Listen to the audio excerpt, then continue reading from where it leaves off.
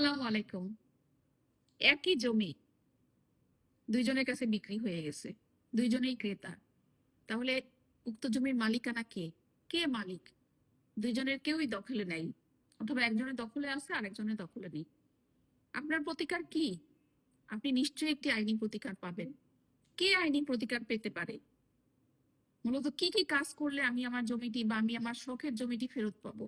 অনেকে আছে অনেক কষ্ট করে সারা জীবনের সম্বল বা সারা জীবনের কষ্টে অর্জিত যে অর্থ, এই অর্থ দিয়ে একটি ছোটখাটো একটি জমি ক্রয় করেছেন, যে সেখানে বসবাস করবেন বা এটা তার শেষ ঠিকানা হিসেবে আপনি ক্রয় করেছেন। কিন্তু যখন ক্রয় করে বসবাস করতে গেলে দেখলেন যে উক্ত জমিটি আগে আরেকজনের কাছে বিক্রি হয়ে গেছে, অর্থাৎ দুইজন ক্রেতা চলে আসছে।